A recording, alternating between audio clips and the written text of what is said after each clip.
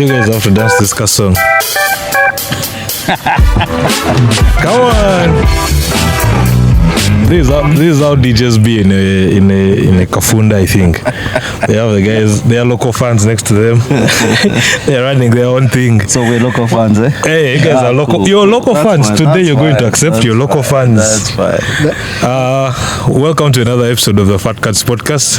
My name is Dexter. I'm sitting in for the two resident Fat Cats. One Ruben who's missing, and another Edwin Wabwire who's on sick leave, supposedly. With me today, I have some interesting gentlemen on my right and left.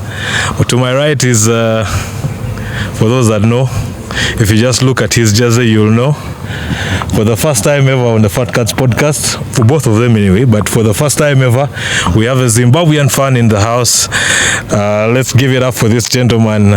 Yeah? He'll introduce yourself. Just tell us your name and what you're doing here.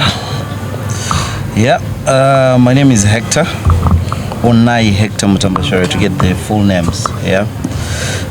So I'm here with you right now. With me, yes, Dexter. Have a chat about the egg that we chase around. That egg ball, that egg thing we like running around after. Yeah. And to my left is a man that needs no introduction in Ugandan rugby spaces. For those that like or liked frequenting the famous place called Legends. Let him also introduce himself, and then I'll take it from there. Darren Rutagwera is my name. Yep. I'm the vice chairman of COBS. Perfect. Vice chairman of COBS. So to my right is an African champion and the newest, almost recent African champion and the newest and most recent entrant into the Rugby World Cup 2027. Australia 27. Exactly. Australia 2027. Will you go? Are you going? Definitely. What's the target? Definitely. Just watch the rugby and see our boys through. Yes. Win or lose. There shouldn't be a loss. Just win-win. I do understand. No, I mean, we've been at it for a while. I mean, this game of ours. Today's topic is just going to do a contrast from the Ugandan team that did the win in 2007. By that time, it wasn't Rugby Africa Cup. It was CAR, Confederation of African Rugby. Yeah, exactly. And then what the Zimbabwe team did this year, winning the Rugby Africa Cup now. I mean, the letters are now changed. The only thing that has remained there is A in the middle. It's Rugby Africa Cup. That time it was the other one. Yeah, the way around. Gentlemen, as we delve into this now, and I would like to know, what is your rugby story? How did you guys get into rugby? I'll start with you, Hector. Yeah, sometime back in, I think, 96, 95. I was in primary school by then, yeah? Interesting. I don't think... there was some rugby clinic that came at school back in Bulawayo in Zim. Yeah, skinny boy by then, but picked interest somehow. Found myself learning the game here and there. I really never played. Okay. One way or the other, I found myself playing cricket. Oh, really? Interesting. But that was the start of this whole thing. Then along the way, of course, I met a couple of gentlemen, Zim boys, of course. Boys who had gone to the A schools of Zim, and it was always rugby. So I found myself joining in, loved the game, and here I am. You're definitely not a most recent rugby fan. 1995, 96, Darren. No, I watched the Jonah Lomos of this world. You watched the Jonah Lomos, exactly. Interesting. Yeah. So I've watched rugby. I've been a fan from back then. Perfect. Yeah. Darren, what's your side of the story? That takes me to almost the same time, because in 98 I was in S3 in St. Leo's College. Oh dear. I'm seated with ancestors, man. One Henry Rujumba Yeah. introduced rugby to our school. Interesting. St. Leo's? Yes. Chegobe? However, there were so many injuries because we were targeting people who bullied us and all this. It was the form. We had our headmaster then, Brother John Flood, said, no, this can't be on. Yeah. So that was my first introduction to rugby. Interesting. Until I joined Aga Khan 2001. Yeah. That's when I started going to Legends. Hey, 2001. Yeah. Legends became a thing for you. And I made it a home in my A6 vacation. Okay. And you've never left. Here we are. You've even refused to leave, I'm told. I'm not going anywhere. Okay, so Hector. Yeah. You transitioned from Zim and then came to Uganda. I understand you've been in Uganda for 15 plus or minus years, but the number is around 15. Yeah. Has rugby been a part of your journey since you came to Uganda or even before you came? But in Uganda particularly. So in UG, it's mostly been me being a fan and watching a lot of test rugby, international test rugby from Velocity. So the Velocity team, the Velocity guys, Emma and friends. Interesting. So they're my boys, so we watch a lot of test rugby from there. So it's mostly been on the fan side. Okay. I haven't really been part of the local rugby for one or two reasons. But I believe the game has grown from the time I watched a local game way back. But then it wasn't very much impressive. It was as good as school rugby. Yeah, that's what I would say. So I really never picked interest from that. So when you someone who watches test rugby, then you come back to watch rugby in the mud. Exactly. You're like, no, I'm not going to do this. Not looking down upon the players in the rugby, but ideally it wasn't very nice. You're used to seeing the guys on nice stuff, and then the switch. It was a bit traumatizing somehow. Yeah. I hope you're not referring to that famous picture of Scott. Not really. Not really. Not really. So that didn't take long. The first time I watched a local game, it was mostly about big hits. Yeah, for someone who's been watching rugby for some time, you're looking at the technicalities side of things, the quality of the game.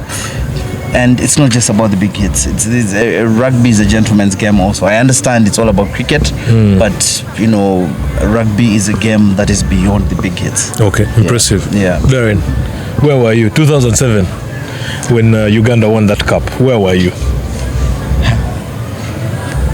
I can't remember, but I do remember the after party. Oh, really? I do remember that. Take us through this. I mean, this is what I have come for, this conversation. We had so many people on that team were Cobs people. Cobs players. So I do recall one time by then Kampala Rugby Club, and the celebrations were on. And I knew a few people like Alan. So yeah, it was a good party. A good party. Where was the party? Was at UA? I was young. I couldn't afford a lot of beer. So I can only imagine, had Uganda won at Nambole, now with the money in the pocket. Right now we would be in Australia. Would be I believe. Which is where Hector is headed. Yeah, of course. I think you're already making bookings. Nah, it's still early days yet. But early days, at heart, we're already in Australia. Yeah, I can imagine. Now that takes me to what that win meant for you, how you felt. Man, it was fantastic. The boys deserved it. I think earlier on when we spoke, we talked about the preparation that they went through. Yeah. Everyone who's been part of this, the trust, the government came in, the boys themselves, like everyone, like it's been a journey. Yeah. I think that we were the first African team to go to the World Cup and the inaugural World Cup. That was 87. Back in 87. 87, yes. Yeah. And I think you did the next time as well. That was it. So this is our second time. Exactly. So it's been a long time in the waiting. Yeah. So you can imagine, like everyone is talking Sables in the country. It's a big thing. Which is what such a win means for a country. No, it means a lot. I can only imagine when we saw the fans thronging Nambole. in support of Uganda, that first game, as tight as it was, but then the support that now switched to Zimbabwe for the semi-final, I think, and the final. Yeah. It was unique watching, the crowd give the players, there's always that other man. Exactly. You have the 16th man in the stands. Yeah. You saw the way our boys played. They wanted this. Yeah. I'm sure the Namibians wanted it, but the boys wanted it more than them. Yeah. The boys, like, up to the last whistle, yes, the boys were on it. It was beyond. It was just like magic. It was a very good final. Yeah, it was. It was most of a very good final. You could argue that had they had 5 more minutes per se, Namibia was trying to reel themselves back in. We'll never know, but you can't tell. No, when they missed that penalty kick. Yes. That was it. That was it. You saw the turnover. Of course, just at the end. Of course. No, it was a final that deserved all. Well, what an experience Uganda served up for that tournament. Yep. We are still reeling from it. As a matter of fact, tomorrow we are having the repechage, whereby Namibia is taking on the UAE. Yeah. And we are supposed to switch colors. You're not supposed to switch from this and then switch to the blue of Namibia. No, right now, I don't think you should care about to go and support Namibia, so that we can have 2 African countries. Yeah, 3, in fact. Well, South Africa is on its own, so I don't know what they are doing. They are on their own tier, but they're still Africans. Yeah, they're all Africans. So it would be really nice to have 3 of us. 3 of us, yeah, exactly, in that tournament. As we have these conversations, we are at the Gardens in Nigeria.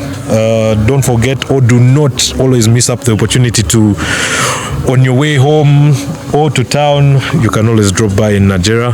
The Gardens, we are seated here. Tomorrow there will be the East African Meat Carnival, I believe, whereby it happens every end of month, every last Saturday of the month. You can come, grab a few mates, mix and mingle with a couple of like-minded fellows, lovers of meat.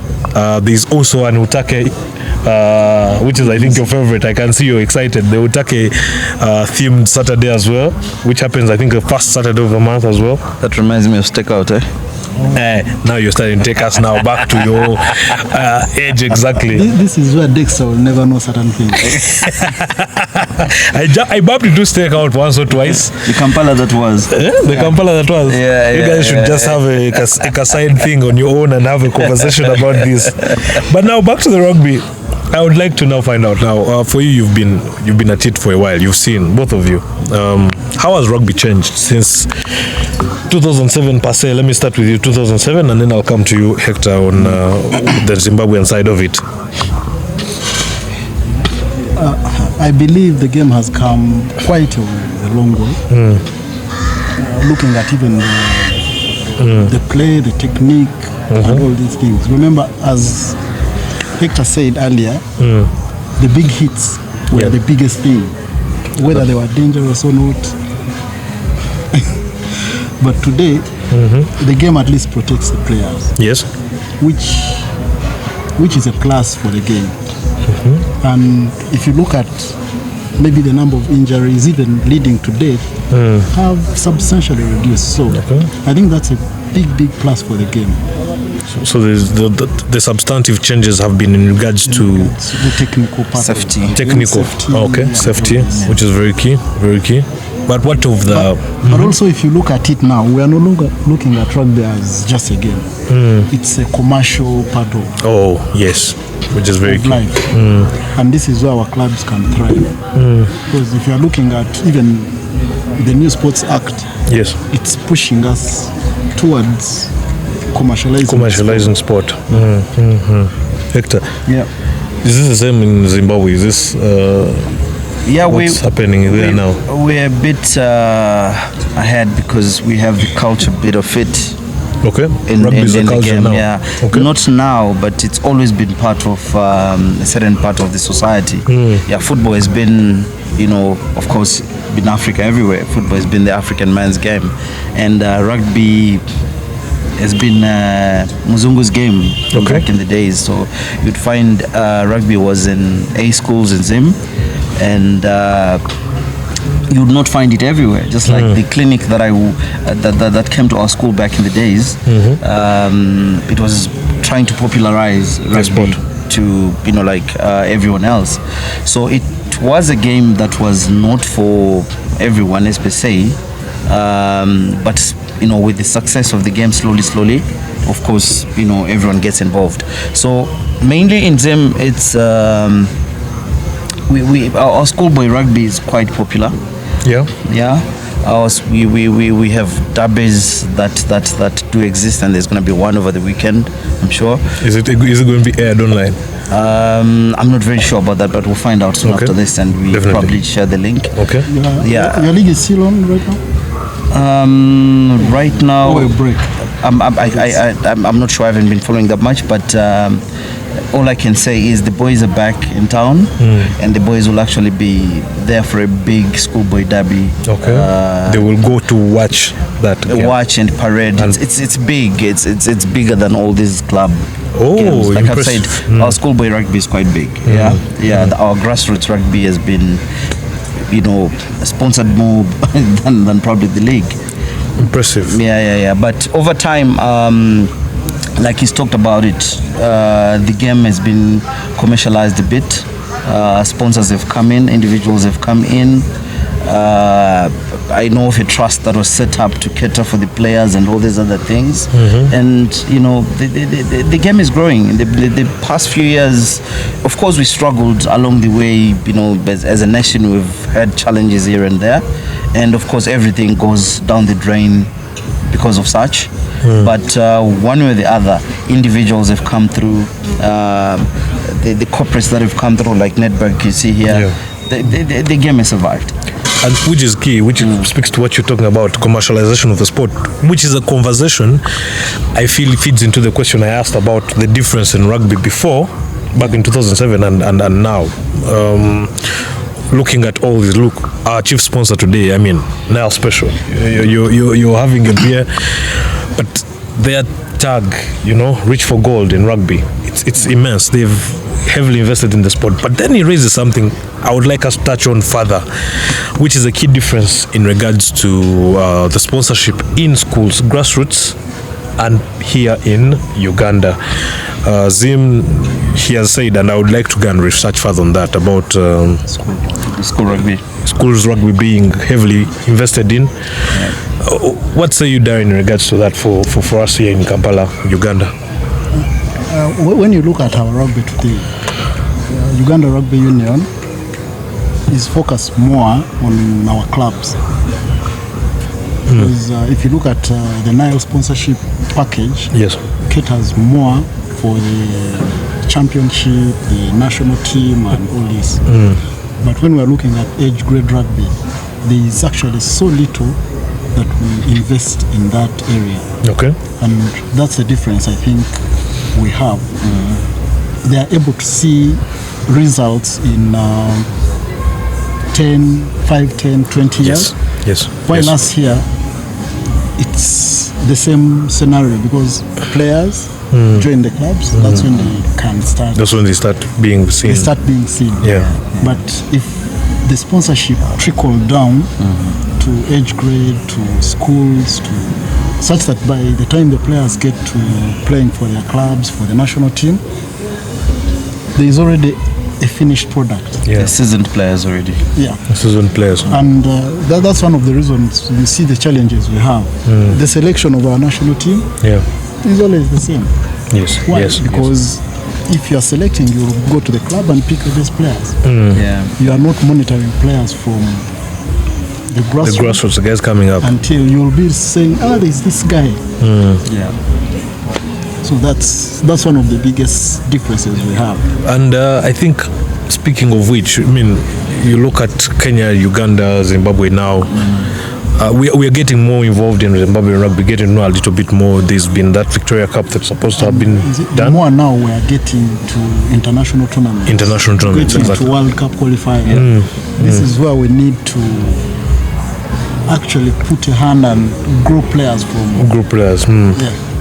Because you see, at least what you've said, you can tell there's a system of raising these players. When you look across at Kenya, I don't know much about Zim, but I know for a fact, I remember Hilton, Mudariki, the captain now, in 2018 was in Kampala here for that tournament. He didn't play. Under 20. Exactly. He didn't play, but look at him. I mean, 2018 is 7 years ago, and he's a young man, still a young man, you know, barely 26, 27. He's now just coming into his prime. Probably was just joining the university. They just brought him on for the experience. Just talk about the beast. Mutawarira, the Bok legend. You can imagine. You know, he's a Zimbabwean, right? Yes, of course. Okay, he is South African, but you know, he's a Zim boy. So you are scooped from school rugby, scholarship to South Africa. Before you know it, he's going all through his the history, and exactly. quite a number of boys have gone through the same. So there is that urgent need to harness and further invest in the grassroots. We have the Uganda Schools Rugby Association. Its work retails around, of course, chaperoning the sport in the sports, but you note also that there are just this number of schools which are always in and out. They're in our faces. They're the derbies you're talking about, I guess, but we need more getting out wider, you know. If we could have schools from the east, northeast, Smack, Budo, Emiliango. It's usually the same schools. Which and me, I actually have no problem with the schools. The schools actually churn out these players. It's the absorption. What happens when they come out? And before we had this, we sat down here, we were having a subtle conversation about this. What happens when they come back out? When they come out and then they're now just joining university? That phase there, I feel that phase is where we lose the most talent. That stage. The fact that we have an amateur league, when someone goes to university and they are done, they will fend for, they don't see value in purpose. But if you made your sport semi-professional, professional, and the guy knows I can play rugby until I'm, say, 34. If we stretch it like some players, 48. So like, I'll speak on Zimbabwe's situation right now. We now have an under-20 league, which has nothing to do with the main league. So the players you're talking about, you would find that they're kept busy, they're kept in the game, and they will actually realize their potential more if they are scoped at a young age. So literally there's a lot of work to be done along the lines of the grassroots, the rugby from day one. Let the parents know that it's a safe game, because that's one of the biggest issues before we even blame the schools.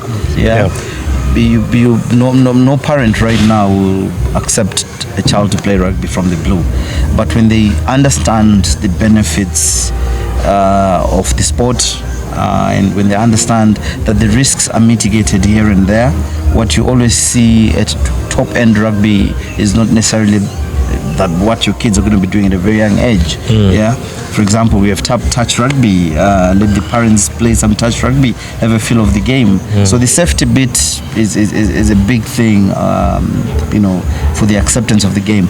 Then from there, we're looking at now saying, let's get them when they're young. Let's have age group rugby, under 12s, just the same thing you have with football. You've got an under 12 competition. You have an 15s, you have an 18s.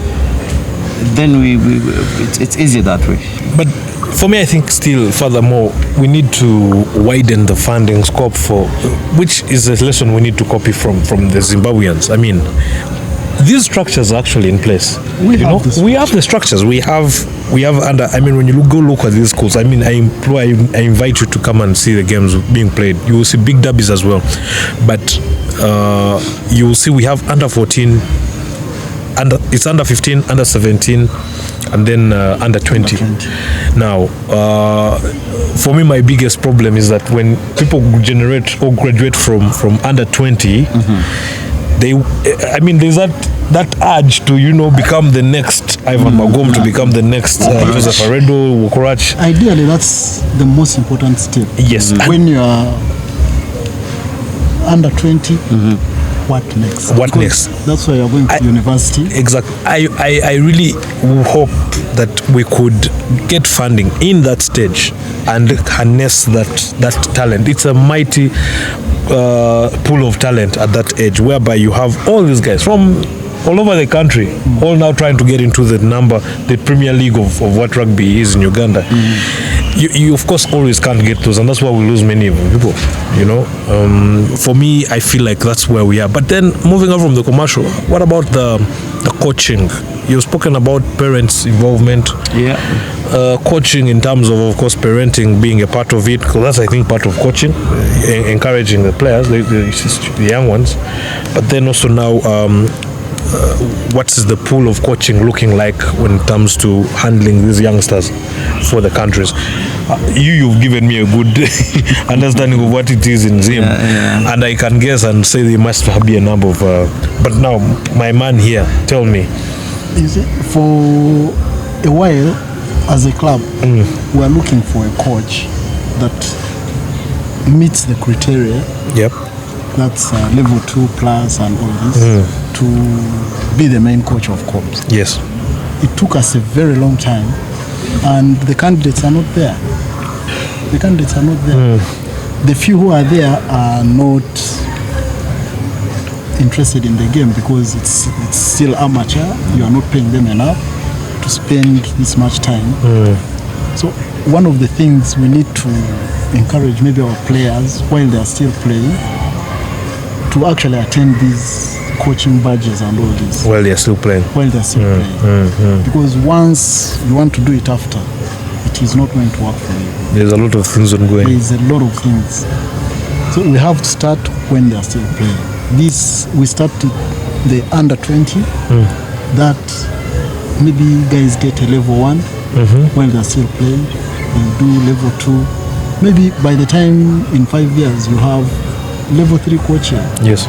Who are interested in the game maybe, because that's one thing I believe can help our coaching. The setup. Yeah. I'm actually interested to be in coach. We need to do it. We need to get into coaching. No, I have a confession to make. I did my badges up to level 2, and then here I am, I'm here, seated hosting a podcast. So it's an example. So what we can all say here is to say we need to give people the reason to get into rugby, from the playing bit to the support bit. Financial part. So if there's nothing to play for, really, everything will be bothered. If you look at our boys right now, I might not know the exact salaries they're getting, but at least I know they're playing for something. Okay. They're playing for something, and all that is coming from the support that the team has gotten from individuals, corporates, people who are interested in the game from all over the place. If you're running your business, which is making a few millions of dollars, as part of corporate responsibility, get 100,000, throw in there. If we have 5, 6, 7 people who do that, definitely we start the ball rolling. So the whole idea is to say people need to do this for a reason. There are players who play for passion, but at the end of the day, if he has a twisted foot or whatever happens to him, an injury of some sort, there's no insurance. Exactly, and that's quite just all those things. So really, at the end of the day, people need to get into the game for a reason. It's beyond just the game or chasing the passion. It's beyond the passion. We need to consider a situation where, like you said, the government is pushing towards professionalizing sports, but we don't have to wait for them. They've started the ball rolling. How do we get more? They have actually given us the law, so it's us to make it happen. Exactly. It was very interesting when the Africa Cup had actually started. there was that news piece that came in that the Zimbabwean president had given their team $100,000 US. Yo, was it US dollars or Zimbabwean dollars? US dollars. I can assume those players must have said, this is the win we're looking for. Let's take it. I mean, you know what a boost that can be for a group of young men who have just, they're putting their bodies on the line, trying to get them over, I was talking to one of the TMs of the team. They were really not happy being in camp without any external. It's as if you're in a prison. Oh, really? So imagine you get news like that in camp. It either bonds you together as a team, or crashes. and motivates you, or crashes you. Guys be like, this is it. The turn up I've been waiting for. It might not be that much, but also it comes back to the management of those little funds that you get. For example, if we do a rugby run for the Cranes, do whatever it is, when we get that money, how is it managed? So very key point he has brought now, and I don't know whether we should see a conversation into that direction, but not really. But you see, whatever funding that's going to be gotten has to be used for the right reasons. So we cannot run away or shy away from such. One of the biggest problems, we have the money, but one of the biggest problems we have is accountability. Exactly. If I get 100,000, I need to know how it's spent. Yes. The other fan who is shouting his lungs out, if you tell him how it's spent, he's not going to bother much. If he knows it went to the right Exactly, he's not bothered. That's for him, it's all about if it's used for the right reason, it will reflect on the pitch. True. As simple as that. So guys, away from the busy and the Kong staff, man, what we are talking about, I'm sure everyone knows. Whoever is in administration, whoever is in government, the players themselves.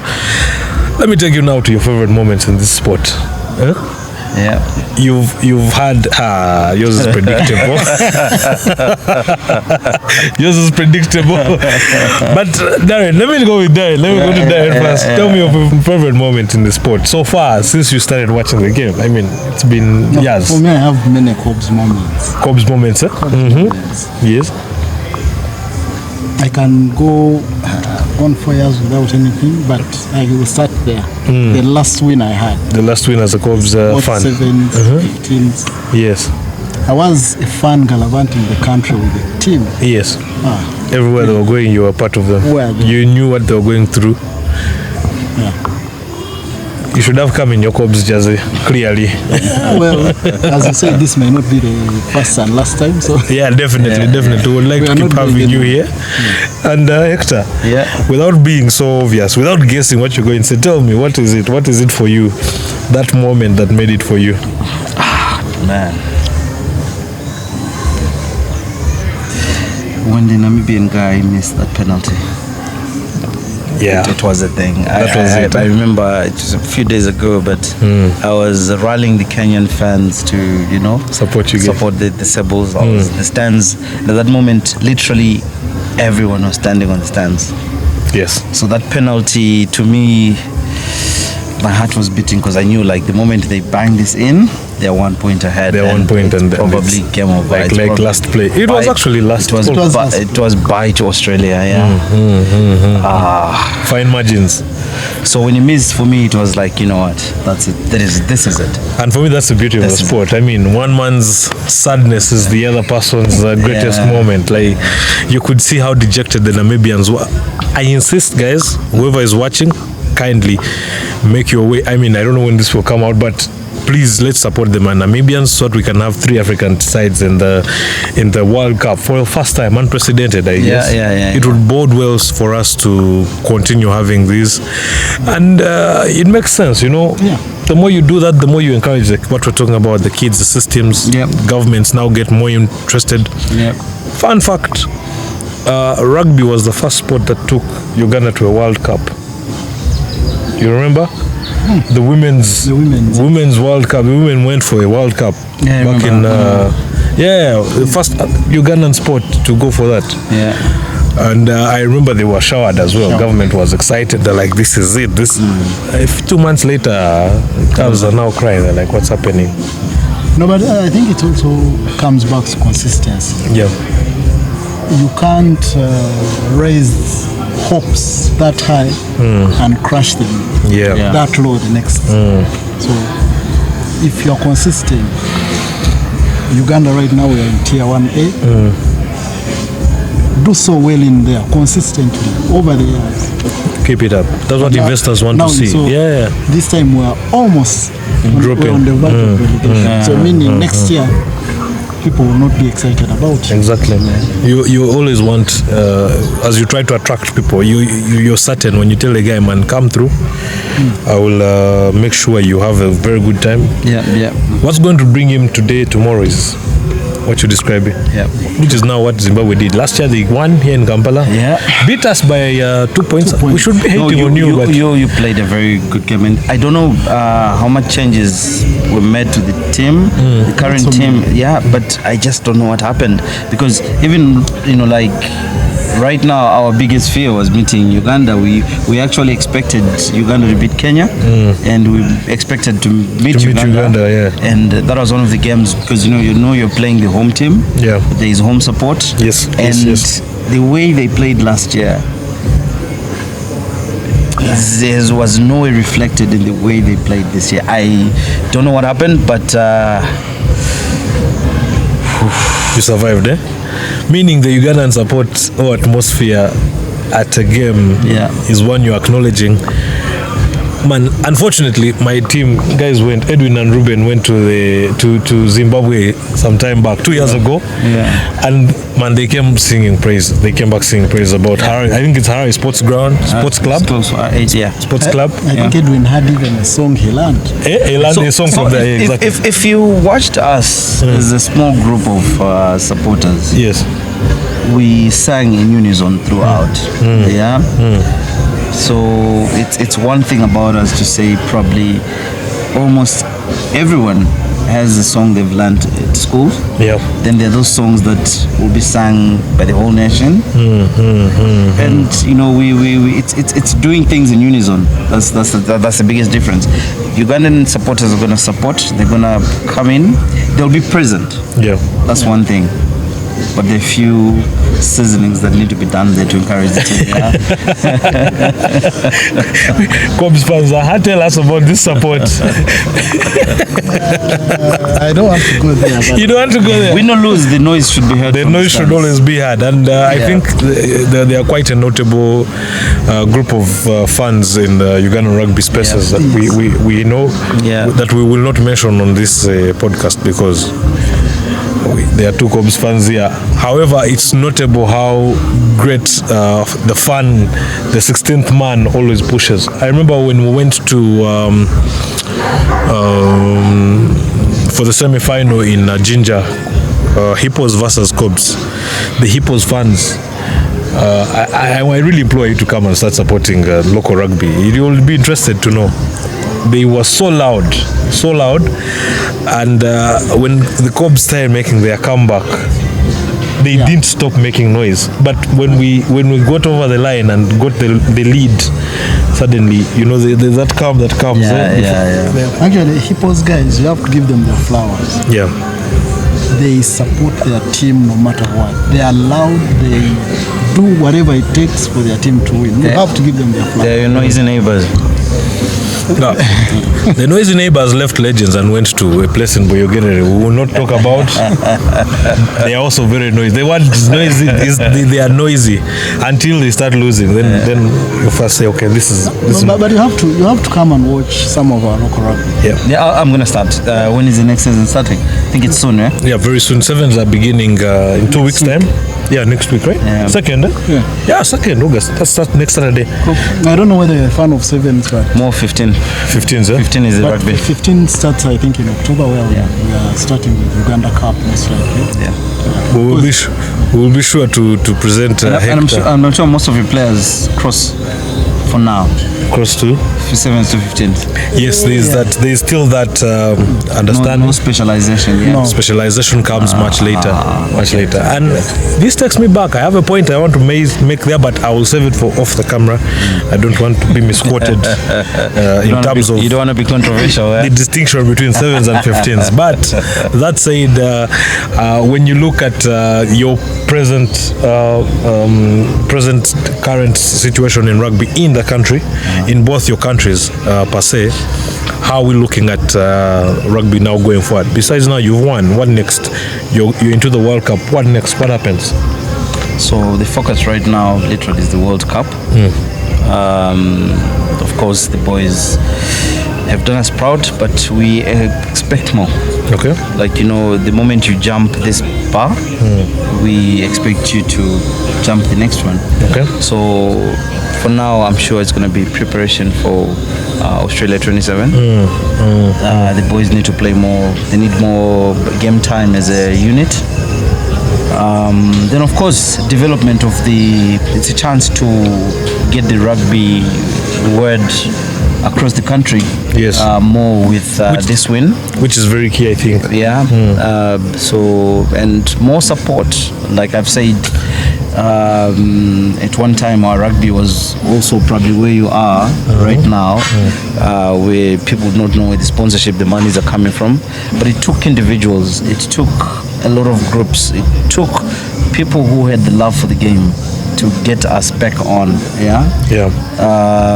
So more of that literally is what needs to be done more. Like I said, this is a big chance. The boys have marketed, the Sables have marketed themselves. The Sables, yes. So their success, especially at the World Cup, even just a win, it will do a lot for the game. Okay. I remember how I personally started loving the sports. I find myself watching more than rugby, and I'm not supposed to say that here, but it was Zimbabwe's success at the 98 Cricket World Cup. Yes. Yeah. I remember I started playing cricket with a wooden thing at home, calling the kids around, to come and play with me. And it was all spurred by the success of the team. What happened at the World Cup? So I can imagine what a win for the Sables would do to rugby as a whole in the country. And I believe in Africa as a whole, because right now when the Sables are playing, I'm sure they're carrying the backs of Ugandans, Kenyans, and all the other Africans where the game is not that big. But so it's time for the game to spread more to corners that were not feeling the game before. Darren, what does your survival? First things first, we need to go back to the drawing board. Okay. Because the investment in this team was massive. Okay. The team is a good team. It has good players. We have a good technical bench. We had basically everything we need for a team to succeed. Yeah. So you just need to go back to the drawing board, figure out, where we went wrong, and just correct that. Because it's not that we're starting from zero. Yes. We've done amazingly well. But there are a few tickles you need to... Clutch moments. Yeah. If you're on the chessboard, you need to know when to make that move. When to make the move. We made our move, but now we are on the back foot. So what next? Impressive. I support you when you say this team was heavily invested in.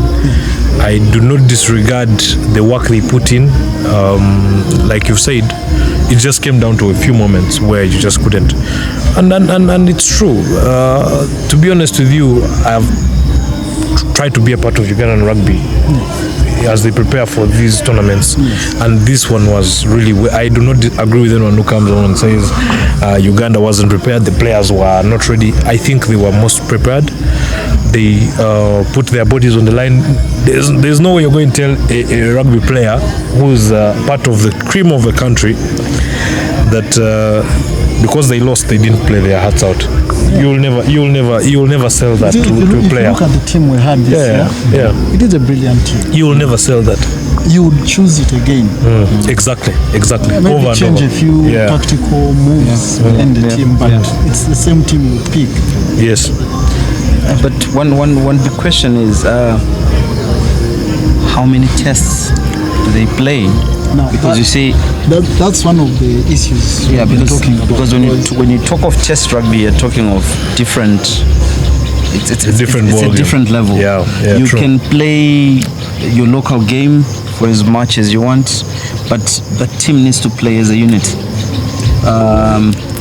I'm sure that this is quite similar to the Zim situation. These boys need to play more international games. Which is true. You guys, I think last year, from the time they won, if you look at we played a few tests along the way. Look at our situation. Uganda plays what, 2-3? Yeah, we play 2-3 games. Exactly. They're just 3 in a year. But in a year, you need about minimum 5 tests. You're playing Tunisia, you're playing Zimbabwe, you're playing. You need about 5. Yes. The more they play, you even test players at a certain level when you can feel, they start to understand what it takes to get into this and everything. Exactly. I agree. I agree with that. It's not only players. They need more exposure, get into that tough realm of test rugby. That comes back to Africa Rugby doing something for. We stop looking out. We start looking within. Let's help one another. Have more tests internationally within. You know, teams playing amongst themselves more often. Exactly. Create tournaments. We need an Africa Cup of Nations version of rugby. For rugby, exactly. It would make a lot of sense. And probably play the junior box as an invite team. As an invitation, we can even include the real box. Oh, you yes, exactly. You invite like their side C or something. Let them win it for first two rounds. Then the next. There's that interesting story of how Uganda team 2007 traveled to South Africa for that camp, and then they had to hit high school. No. Junior. That, what do you call it? The scrum machine. Yeah. So the first training session they hit it. It didn't move an inch. They were like, nothing. This is not going to move. Second day they came, hit the thing. It didn't move. What's this? Well, they were still there, seated. In comes a side that's just there for, a junior side that's just training and everything. And the guys get into the scrum machine and they hit the thing, man. It moved. They're like, what do you mean? For us, we're a national side, and then these guys here, junior, So those are the things, like that exposure. It's very key. It's very key. Very key. Important. Zimbabwe has exploited it to great effect, and I appreciate and love that.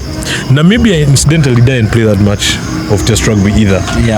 But what they have over us is international exposure. Their players are spread out all over the international leagues. So they have that over us. Of course, they play some in South Africa. Zimbabwe has now taken quite a number. You have Armand. Is that guy? No. We always we've always had boys playing in SA. Tino. You know the fastest bok. One of the fastest box. I know there's Brian Albana somewhere there. Chavanga, yes. Zimbo, not known to many. Yes. But the beast, of course. Then we've got quite a number of players in the fringes all over the world, one way or the other, who qualify to play for Zim. We need more of the Ugandans out there. So as we wind this down, because it's getting darker, parting questions. Do you think Africa should push for more than one, Rugby Africa Cup? I believe we need a minimum of 5 teams at the World Cup. Minimum, I believe. So I think the current World Cup, the Australia 27, we're going to have more teams than before. More teams so that's it's coming up. That means that the game is becoming more popular. Like from the time the game professionalized, a lot has changed. The game has become safer, the game has become more acceptable and all that. So it's us to appreciate the game as Africans. We have the muscle, we have the meat. We have Sudan has locks. Oh, yo. All over. You saw the Ivorians and the Senegalese, huh? Exactly. Huge boys. So it's, naturally big. It's a game that we can get into. We just need discipline. Yeah. Because I think it's one of the biggest things, even sports in Africa. Yeah. Our biggest problem is discipline. We don't give. You train today, you don't come. So it all comes back to the fact that we're not putting much into the game. Like Zim is not rugby is not a fully professional game in Zim. In South Africa it is. Yeah. In all the rest of the countries in Africa, it's not. Yeah. So we need to come from where we are. I know we are semi-professional, but we need to get to that point where people have a reason why they are playing the game. Whether it's for the money, career, passion, but people need to have a reason why they're playing the game. You become disciplined as long as you know that this is where your meal is coming from. Yeah. I believe this sports act of ours will actually shape teams into professionalism. Yeah. You either make it or you break. Exactly. Because they are not giving you any choice. Yeah. The sport as we know it. Who's that one player you'd like to see in a Ugandan jersey once again over the years that you've known or that you've supported, that you've seen? Mine is simple. Ugandan. Alan Musoke. Yeah. The man is always behind the microphone nowadays. He's running with words. He's not running with interesting. Hector? For me, it's the Wokorach brothers. Yeah. Those boys are just something else. Impressive. If the family can give us more of those, you'll be extremely excited, because you have brothers like that. It means it's in their DNA. Impressive. Yeah. I'm glad to hear that. Coming from you, it's impressive. Thank you so much. And as we wind down, guys, what was your natural feel of Nambole? Can Nambole now host an international rugby tournament? I mean, what do you guys think? Uganda can host anything. I agree. So 100%. Leave alone the disappointment from the teams. Yeah. Uganda as a host literally is ready to host anything. That's a world-class pitch that is there, other than the stands that need to be completed. Yep. I'm sure, like any team, any country, any club is ready to come to Kampala to feel the vibe. Yeah. So one thing I can say is that kudos to Uganda for being the host that they are. There is a lot that can be done, and as usual, UG is ready to have people in. So it's just making sure that the infrastructure is ready, and we're good to go. I actually agree with him 100%. Yep. We can host anything. We can even host the Olympics. Oh, impressive. Impressive. Yeah, there's a training thing in Kapchora there, right? Yeah, man. I've been. Have you been? No, I've seen it on TV and all that, and it looks very impressive. It's quite impressive. I've been there. Look at the stadium in Hoima. I hope they've also done a small rugby thing on the sides. Yeah, Is it on the side or it's part of? Will it be sharing? Yeah, I think it could be sharing. Yeah. And when is the rugby gonna play in Nambole, in the real Nambole? That's a question for because these guys. The first time I went for something up there, I actually thought we were gonna go into the main stadium. Yes, that was the initial idea. Yeah, but the rugby experience, you need to be a little closer. To the action. I think I buy that. I get it. I think I buy that. Yeah. There's something he's also not mentioning, which you alluded to. That fun party afterwards. I get it. Uganda. No, but like we've just mentioned, Uganda is a host. Yes. tick. Yeah, 2 years 100%. running. Major kudos to the Major Ugandan team, kudos to the local organizing committee for that. Wow. You must take your flowers. I think you're part of it. You must take them from us here, the team at Fat Cats. You already got them from a guy who's not Ugandan, Zimbabwean. He's Ugandan, yes.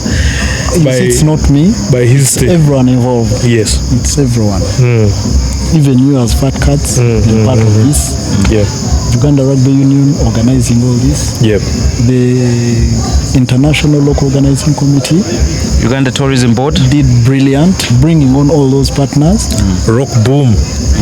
Rock boom energized the sport. You saw the Nairo. fans. Nairo. Very interesting conversations here, guys. And with those short very lengthy referrals to the big partners, you must and cannot take anything away from what Uganda has done in hosting this tournament. As the curtain comes down on the I think the biggest rugby tournament in the country so far, over the years really. Probably in Africa. In Africa? You could say so. Most likely. Has it beat? When did South Africa? South Africa hosted in 1995. Like we said earlier on, we don't involve. There wasn't much. We don't involve. So we are talking. We don't want to go to So we are now talking. Then we'll take the flowers. Biggest international tournament in Africa. Uganda proudly did that, and we are proud to have been a part of that journey. Each and every person you see on this set in different capacities, as you've had the conversations ongoing. We pray that we can have more of them.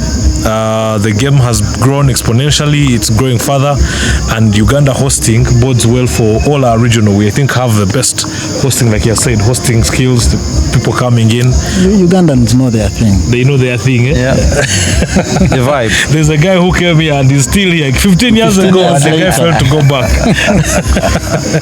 And with that, we'll come to a close of today's Fat Cats episode. Thank you so much, and have a good evening.